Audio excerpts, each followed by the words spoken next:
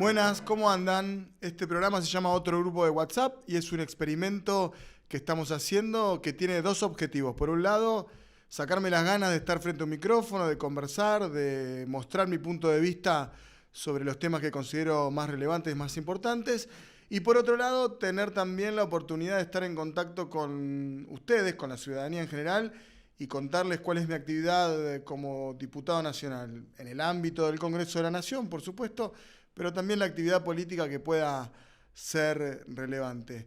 Esta semana, sin lugar a dudas, lo que sigue llevándose la atención de todos es el tratamiento de la ley Bases, que fue aprobada con media sanción en diputados, seguramente lo recuerdan, y que hoy está en la Cámara de Senadores, donde se está discutiendo en las comisiones, ¿no? Sin lugar a dudas, dentro de la ley Bases, que medio que es un menjunje de que nos perdimos, qué cosa tiene adentro, qué cosas tiene afuera, el tema que quedó, ¿no?, como punta del iceberg, lo que emergió después de la discusión en diputados, tiene que ver con el régimen para las grandes inversiones, el RIGI o RIGI, como algunos le dicen, ¿no? Es interesante lo que pasa alrededor del RIGI. En un grupo de WhatsApp que yo tengo algunos amigos que cambiaron de opinión, que empezaron diciendo que era un régimen que necesitaba la Argentina para conseguir inversión extranjera directa, y luego, a medida que se fue discutiendo y que el tema se pudo ir desagregando,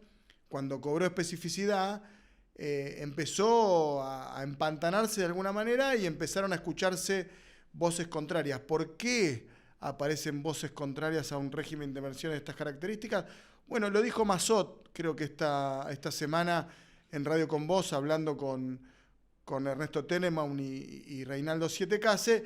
Parece por demás excesivo en las concesiones que hace a las empresas que pueden llegar a invertir más de 200 millones de dólares y establece criterios que no necesariamente son beneficiosos para la Argentina, ¿no? Es decir, un periodo muy cortoplacista, de inversión directa, beneficios impositivos, cambiarios, aduaneros y estabilidad por más de 30 años, condicionamiento a las provincias para poder establecer otros criterios, otros impuestos básicamente a esas inversiones que se puedan instalar, que se trata de inversiones que son de sectores estratégicos, ¿no?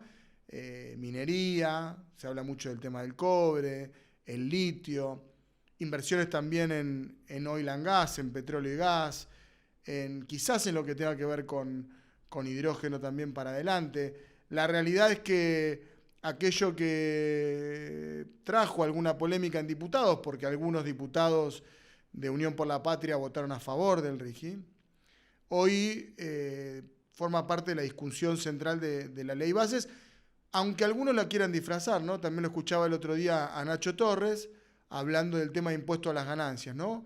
A mí me da la sensación que eso es una especie de escudo para que pase el resto de las cosas, donde los gobernadores patagónicos se ponen firmes en contra del impuesto a las ganancias, porque en las provincias que tienen industria petrolera sobre todo, es una demanda que tiene muchísimos años y que ha tenido progresivamente distintas concesiones, incluso antes de que Massa quitara el impuesto a las ganancias a la cuarta categoría. Sobre todo los sindicatos de petroleros habían conseguido algunas exenciones, habían podido zafar de alguna manera del impuesto a las ganancias. El RIGI se presenta entonces como el tema más relevante, más importante de la discusión de la ley Bases. Cristina, que está hablando habitualmente, el otro día también hizo mención al tema, habló de neocolonialismo, ¿no?, de alguna manera, de extranjerización de nuestros recursos naturales, de saqueo, y hay algo de eso en este régimen que además, a mi juicio, tiene una trampa adicional que, tal como está redactado, permitiría a empresas que ya están radicadas en la Argentina, que ya hacen grandes inversiones, encontrar un firulete para entrar en este paquete de régimen de excepción, que es no pagar impuestos por muchos años, poder girar las divisas por muchos años, no tener restricciones aduaneras. No hay nada en el RIGI que haga que se encadenen localmente, por ejemplo, un sistema de proveedores, que haya compra local. Es un un régimen efectivamente de excepción, y dicen algunos que saben, como los amigos de Fundar, que hay otros modelos que parecen un poquito más equilibrados, como es el caso de Perú. Como siempre pasa, o como muchas veces pasa en la Argentina, y creo que en este momento particularmente somos un experimento, ¿no? Un experimento de un gobierno anarcocapitalista o liberal libertario, como dice Milei, pero lo cierto es que el RIGI da la sensación de que va a ser modificado en la Cámara de Senadores, y eso va también a hacer que el proyecto vuelva a diputados. También decía Mazzotto hoy, que me lo dijo en un pasillo el otro día del Congreso, y hizo alguna mención en la entrevista que tuvo en Radio Con Vos, que un poco los diputados que acompañaron en general y presentaron algunas diferencias y negociaron con el gobierno, se querían sacar un poco de encima el tema, que vaya diputados, que maduren los temas ahí, y que si tienen que volver, que vuelvan, ¿no? Es decir, que respeten los tiempos institucionales, que respeten los procedimientos y los procesos institucionales, y que de alguna manera ahí donde están además los representantes de las provincias, donde cada provincia tiene un poquito más de peso, se vuelva a discutir toda la ley bases, y en particularmente el régimen para las grandes inversiones. Me da la sensación a mí, y es una opinión, que dentro de la ley bases el régimen de grandes inversiones va a tener modificaciones, y eso va a hacer que vuelva, y en el paquete fiscal, donde está incluido también de nuevo el impuesto a las ganancias, probablemente también allí haya algunas modificaciones. No sé si va a funcionar de esa manera, o directamente va a haber senadores y senadoras que no lo van a aprobar, ¿no? Me imagino solamente a los de Chubut, a Linares, digo Chubut porque es mi provincia, les pido disculpas si ahora hago mucho localismo, pero se la van a tener que bancar. Es un programa hecho por un chubutense. Linares, por supuesto, va a votar con el bloque de Unión por la Patria en contra, y luego Andrea Cristina y Edith Terenzi, que eran de Juntos por el Cambio. Edith Terenzi radical, que le responde a Torres, y Andrea Cristina, que está más alineada con el sector del PRO, digamos, más puro, más macrista, con Ana Clara Romero, que es diputada y es un poco su madrina política. No sé exactamente qué posición van a tomar ahí. Si una más orientada a lo local, a lo territorial, como plantea Torres, o van a responder a la cuestión política. En impuesto a las ganancias, con seguridad, van a votar en contra. Esta semana también tuvo como novedad la reaparición de Alberto Fernández. Creo que está bien que hable Alberto. Me parece que faltaba su voz y la tiene que decir, y además está bien poner la cara, ¿no? Como para que se vaya balanceando, ¿no? la opinión política. En una entrevista que le hizo Iván Jagroski en su nuevo proyecto, que es este proyecto audiovisual de Cenital, el medio que él dirige y conduce, habló Alberto Fernández. No sé si dijo algo nuevo, ¿no? No, la verdad que no lo sé. Pero como primer nota de Cenital más, de C+, y como también como para poder estar presente en la discusión política, no me parece mal que Alberto hable. No me trajo nada nuevo, no vi que haya algo nuevo ahí, pero de alguna manera va atemperando, le va poniendo un poquito de cercanía, o mejor dicho, una voz sobre lo que se dice del gobierno que él condujo, el gobierno anterior, en un contexto donde la interna política del peronismo y del resto de los sectores políticos es hoy también un tema de agenda. Bueno, Cristina, decíamos recién, habló en el Patria, armó el Salón de las Mujeres, no recuerdo ahora el nombre con precisión, les pido muchísimas disculpas, pero bueno, hace algunos días hablábamos si era oportuno o no era oportuno que hable Cristina. Bueno, lo mismo que con Alberto, yo creo que es importante que hablen todos y que hablen todas. Es un momento para decir las cosas y para encontrar el tono, para encontrar los argumentos, para poder confrontar ideas, para poder confrontar en términos también performáticos, discursivos, y está bien, digo, ¿no? Es lo que sucede. Da la sensación de que Cristina, al aparecer 2 semanas seguidas, está teniendo un rol activísimo en la discusión pública, tratando de poner de alguna manera el parámetro y elevar el nivel de discusión. yo celebro siempre que esté presente, ¿no? Porque además, cuando no está, igual está, digamos, ¿no? Cristina tiene un poco algo de Maradona, digo, ¿no? Es algo que está presente, que su centralidad no puede evitarse. Incluso cuando se quiere correr, o cuando lo hizo en algún otro momento, su presencia siempre está, ¿no? No hay forma de que eso no ocurra y en la medida que me da la sensación a mí de que ella hable y lo haga en público, le ofrece más transparencia al escenario político. Ustedes pensarán qué es lo que hicimos en la Cámara de Diputados después de la ley bases. Bueno, les voy a contar un poquitito nada más de aquella actividad parlamentaria en la que me tocó participar. Se viene con todo lo que tiene que ver con los temas de seguridad y temas penales en la Cámara de Diputados. Me toca ser vicepresidente de la Comisión de Seguridad Interior. Eso me da alguna responsabilidad organizativa, pero el oficialismo, el gobierno de Milei y en cabeza de Patricia Bullrich, está en una avanzada, por lo menos de agenda en materia de seguridad. Hubo una comisión plenaria en la que se está abordando un proyecto de ley que mandó el Ejecutivo para ampliar una base de datos genéticos de personas que cometen delitos. Hay un poco de consenso, digamos, es un proyecto que parece va a tener consenso de todos los sectores, tanto del oficialismo como de la oposición, digamos, no hay más oposición que la nuestra, así que eso dice mucho. Probablemente todavía falte discutir y ajustar algunos detalles, pero hay un consenso político respecto de ese proyecto, no de los otros tres que mandó.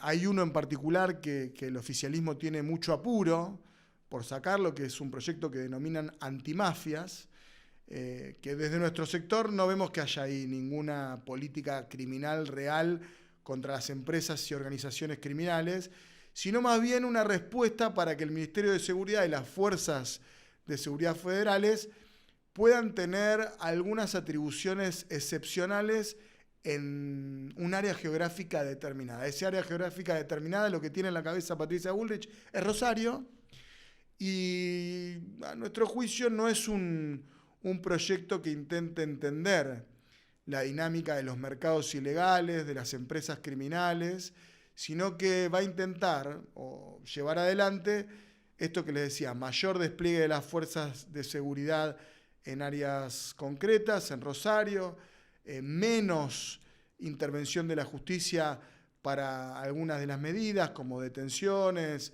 o allanamientos, que pueden ser encadenados sin mayor intervención del Poder Judicial, y ese proyecto se va a ir acomodando un poquito. Me parece que el oficialismo va a tratar de empujarnos a aprobarlo pronto. Nosotros estamos en una lógica para poder mejorarlo, porque nos interesa que la Argentina tenga una legislación en materia de persecución a las empresas criminales y a las mafias, pero que no se trata solamente de ir a cerrar los búnkers o de meter preso a los dealers, que es algo que efectivamente hay que hacer, sino de poder ir un poquito más allá, como han hecho otros países, y particularmente si hablamos del tema de mafia, pasa con los italianos, que han tenido o han sido vanguardia y a veces hasta son criticados por el nivel de severidad que tienen a la hora de combatir a esas organizaciones criminales. Nuestro desafío es no negarnos, por supuesto, a discutir este tipo de cosas, sino poder hacer los aportes que haya que hacer para que podamos ir de verdad contra las empresas criminales que hacen muchísima guita, que están vinculados al sector financiero, al sector de la construcción,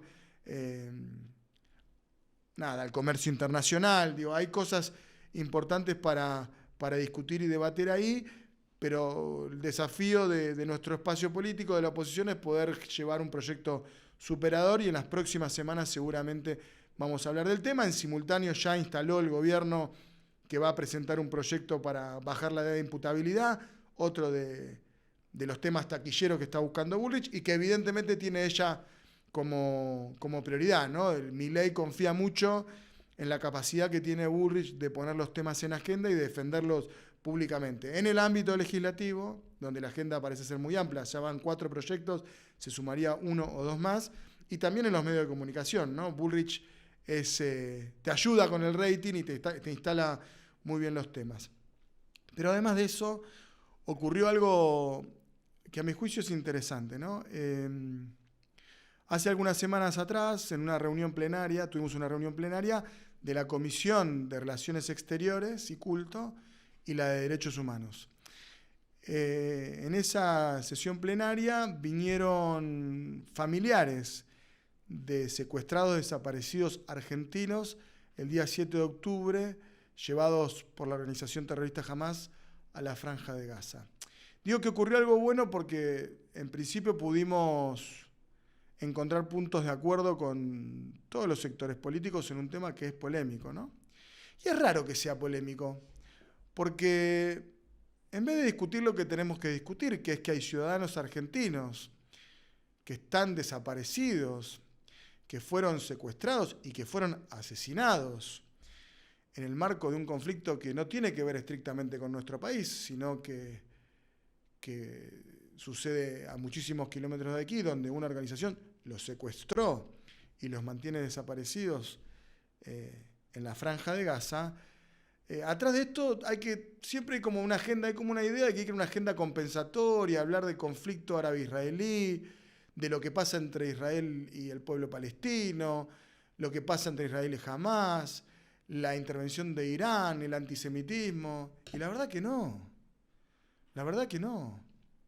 La verdad que hay 9 ciudadanos argentinos que siguen secuestrados. Uno de ellos, Lior Rudaev, mientras que hacíamos ayer, después de esa reunión plenaria, además hubo un acto que hicimos ayer con autoridades de la Embajada de Israel y de la comunidad judía en la Argentina y de amigos y familiares de los secuestrados. Bueno, ayer, mientras que estábamos a punto de empezar el acto, nos llegó la noticia desde Israel que Lior había sido asesinado el mismo 7 de octubre y que sigue su cuerpo secuestrado en la Franja de Gaza. Digo, es importantísimo que nosotros mantengamos en agenda este tema. Es un tema que se lo comió la coyuntura, ¿no? Y como siempre nos tiene acostumbrados, y ahí los muchachos me ponen el comunicado oficial, lo pueden ver ahí a mi izquierda o a mi derecha, no sé cómo se ve esto en espejo, del gobierno argentino, que es una vergüenza, ¿no? Porque después de la noticia del fallecimiento, de la muerte de Lior Rudaev, el gobierno sale con algo que, para hacer política, que no se puede entender, confunde los temas y se pone a hablar de la relación del gobierno, las administraciones anteriores con las Fuerzas Armadas, diciendo que las Fuerzas Armadas argentinas van a defender a los argentinos estén donde estén. Bueno, les voy a decir las cosas como son. El gobierno anterior, la administración anterior, estableció contacto inmediatamente con los familiares de los argentinos secuestrados y esperamos, no lo sabemos porque el gobierno no ha venido a rendir cuentas, esto ha sido una tarea legislativa y que se ha puesto al hombro la diputada del PRO, Sabrina Genechet. No sabemos exactamente qué es lo que está haciendo el gobierno argentino para que se sean liberados los 9 argentinos que están hoy secuestrados en la Franja de Gaza. No lo sabemos. El gobierno sobreactúa, como nos tiene acostumbrados, emite un comunicado totalmente fuera de lugar y pierde de vista aquello que sí se logró en el ámbito legislativo, en la que me tocó estar al lado incluso de Martín Menem en una foto, donde todos los espacios políticos, incluso aquellos que tienen fuertes críticas con la administración de Netanyahu en Israel, sabíamos que estábamos ahí para defender a nuestros compatriotas que fueron salvajemente secuestrados y, como decía también en aquel momento en la comisión, que están desaparecidos y que los argentinos sabemos muy bien de qué hablamos cuando hablamos de desapariciones forzosas y desaparecidos, ¿no? Como es el caso de nuestros compatriotas y otros 133 rehenes que siguen siendo víctimas de Hamás, ¿no? Pareciera que un camino para que baje la tensión, para que baje el nivel de agresión, es que aquellos que están secuestrados puedan regresar a sus casas. Algo de lo que pareciera ser puede pasar en las próximas horas si finalmente llegan a buen puerto algunas de las negociaciones entre Israel y Hamás, que tienen algunos intermediarios como Estados Unidos o el gobierno de Qatar. Bueno, volvemos para acá, volvemos a la Argentina. En un ratito va a estar con nosotros Pablo Ibáñez. Vamos a hablar del enigma de Milei, ¿no? En esa entrevista que citamos hace un rato de Iván Jagroski con Alberto Fernández, Iván le confiesa de alguna manera al expresidente Alberto Fernández que Milei le produce, así se dice, cierta fascinación. Bueno, Milei tuvo que dar una entrevista que le quedó algo incómoda esta semana con la BBC, en la que hizo bastante agua, no pudo responder a las preguntas de una de las pocas periodistas que tuvo la oportunidad de repreguntar. Y con Pablo vamos a tratar de entender este fenómeno. No solamente el fenómeno que lo llevó al gobierno, ¿no? Que es algo que seguimos tratando de entender, sino entender qué es lo que está haciendo Milei hoy desde el poder, ¿no? Como presidente. Y va a haber algunas definiciones, vamos a tratar de encontrar algunas definiciones de lo que significa el gobierno de Javier Milei para la Argentina.